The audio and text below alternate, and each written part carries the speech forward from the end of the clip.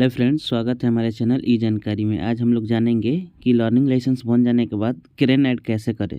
तो सबसे पहले हम सर्च करेंगे क्रोम में परिवहन सर्च करने के बाद आपके सामने एक ऑप्शन दिखेगा परिवहन सेवा, मिनिस्ट्री ऑफ रोड ट्रांसपोर्ट।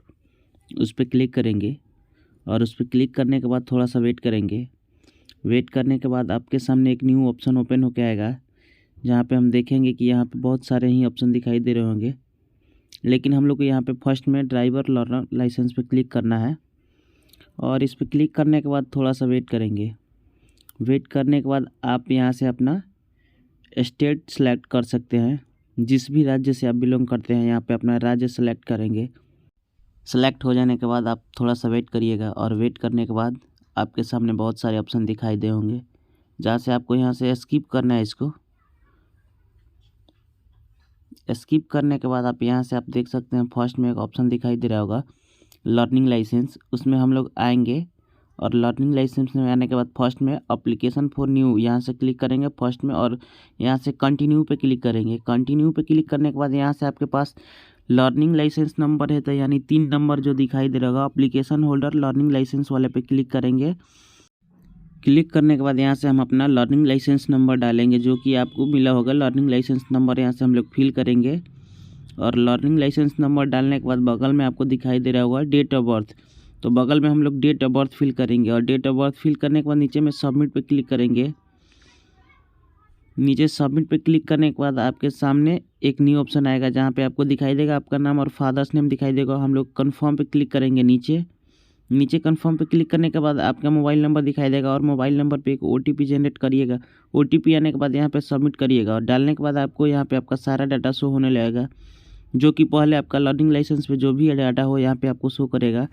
यहाँ से आप अपना व्हीकल ऐड कर सकते हैं। जैसे कि यहाँ पे क्रेन ऐड करना हो तो क्रेन सेलेक्ट करने के बाद यहाँ पे आप एरो के निशान पे क्लिक करिएगा। जैसे यहाँ पे एक लोडर एक्सवेटर है, वो भी कर सकते हैं। जो भी आपको करना हो इसमें दिखाई दे रहा है वो कर सकते हैं, लेकिन हम लोग को यहाँ पे केवल क्रेन ऐड करना है। तो यहाँ से हम लोग केवल क्रेन ऐड करने के बाद नीचे में एक सेल्फ डिक्लेरेशन क्लियर करेंगे। और सेल्फ डिक्लेरेशन क्लियर करने के बाद हम लोग नीचे एक ऑप्शन आइएगा, जो कि यहाँ पे दिखाई दे रहा होगा सबमिट का। इसमें हम लोग सबमिट करेंगे, सबमिट पे क्लिक करेंगे और सबमिट पे क्लिक करने के बाद हम लोग एक न्यू एप्लीकेशन जनरेट होगा, जो कि थोड़ा देर वेट करना होगा यहाँ पे। और ओके पे क्लिक करेंगे। देन ओके पे क्लिक करने के बाद आप देख सकते हैं यहाँ पे आपको एप्लीकेशन नंबर न्यू जनरेट होगा, जो कि यहाँ पे आप प्रिंट करके रख सकते हैं। RTO विजिट करते समय आपको ये पेपर लेके जाना होता है, और एप्लीकेशन फॉर्म भी ये भी प्रिंट कर लेना है आपको। दोनों प्रिंट करने के बाद आप नेक्स्ट पे क्लिक करेंगे। नेक्स्ट पे क्लिक करने के बाद यहाँ से हम लोग अपना कैप्चर फिल करेंगे और कैप्चर फिल करने के बाद सबमिट पे क्लिक करेंगे। नीचे में आपको दिखाई दे रहा होगा सबमिट पे क्लिक करेंगे। सबमिट पे क्लिक करने के बाद नीचे में हम डॉक्यूमेंट्स अपलोड करेंगे, जो कि आपके पास पहले से लर्निंग लाइसेंस है उसको यहाँ से स्कैन करके यहाँ पे अपलोड करना होगा, जो कि 500 KB से नीचे होना चाहिए। JPG, PDF, PNG फॉर्मेट, तीनों फॉर्मेट में आप यहाँ से अपलोड कर सकते हैं। अपलोड करने के बाद यहाँ से कन्फर्म पे क्लिक करेंगे और कन्फर्म पे क्लिक करने के बाद नीचे में आपको एक ऑप्शन दिखाई दे रहा होगा नेक्स्ट का। नेक्स्ट पे क्लिक करेंगे। नेक्स्ट पे क्लिक करने के बाद यहाँ से हम लोग फिर से कैप्चर फिल करेंगे और कैप्चर फिल हो जाने के बाद सबमिट पे क्लिक करेंगे। सबमिट पे क्लिक करने के बाद आपको यहाँ से अब लास्ट ऑप्शन बचा है, जो कि फ़ी पेमेंट का है। हम लोग प्रोसीड पे क्लिक करेंगे और प्रोसीड पे क्लिक करने के बाद यहाँ से आपको एप्लीकेशन नंबर और अमाउंट दिखाई देगा। यहाँ से हम लोग ऑनलाइन सेलेक्ट करेंगे और बगल में आपको जो कैप्चर दिखाई दे रहा है कैप्चर फिल करेंगे। और कैप्चर फिल करने के बाद पे नाउ पे क्लिक करेंगे। नीचे में पे नाउ पे क्लिक करने के बाद यहाँ से टिक करके प्रोसीड पे क्लिक करेंगे और प्रोसीड पे क्लिक करने के बाद थोड़ा सा वेट करेंगे। थोड़ा सा वेट करने के बाद आपको यहाँ से अपना ईयरली सेलेक्ट करना और यहाँ पे 1 टाइम पीरियड सेलेक्ट करना है। नीचे में अपना पेमेंट सेलेक्ट करने के बाद यहाँ पे अपना बैंक सेलेक्ट करके सबमिट पे क्लिक करिए। और यहाँ से आप देख सकते हैं net banking, UPI, credit card, debit card, जिससे भी आपको पेमेंट करना हो यहाँ से कर सकते हैं। तो हम लोग नेट बैंकिंग से पेमेंट करेंगे, तो फर्स्ट में आपको सेलेक्ट करेंगे फर्स्ट वाले ऑप्शन नेट बैंकिंग।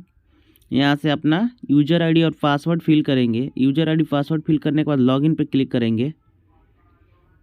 जो भी हो आपका यूज़र आईडी और पासवर्ड यहाँ पे फिल करेंगे। फिल करने के बाद हम लोग लॉगिन पे क्लिक करेंगे। लॉगिन पे क्लिक करने के बाद थोड़ा सा वेट करेंगे और आपके सामने यहाँ से फिर न्यू ऑप्शन आएगा। यहाँ से स्क्रॉल करके नीचे आएंगे और कन्फर्म पे क्लिक करेंगे। कन्फर्म पे जैसे ही क्लिक करेंगे आपके मोबाइल नंबर पे एक OTP जाएगा जो कि आपके बैंक के साथ लिंक हो। यहाँ पे आपके एक मोबाइल नंबर पे OTP जाएगा। OTP फिल करने के बाद कन्फर्म पे क्लिक करेंगे हम लोग। OTP आने में थोड़ा सा वक्त भी लग सकता है, जो कि इसमें देख सकते हैं। OTP आने के बाद हम लोग यहाँ पे फिल करेंगे और फिल करने के बाद नीचे में आप कन्फर्म पे क्लिक करिएगा। OTP डालने के बाद नीचे कन्फर्म पे क्लिक करना होगा और कन्फर्म पे क्लिक करने के बाद यहाँ से क्लिक हेयर पे क्लिक करिएगा। क्लिक हेयर पे क्लिक करने के बाद थोड़ा सा वेट करिएगा और वेट करने के बाद आप यहाँ से click here to print receipt पे क्लिक करिएगा। यहाँ से टिक करके नीचे में कैप्चर फिल करिएगा और प्रिंट रिसिप्ट पे क्लिक करिएगा। प्रिंट रिसिप्ट पे क्लिक करने के बाद आपका पेमेंट वाला रसीद जो है डाउनलोड हो जाएगा।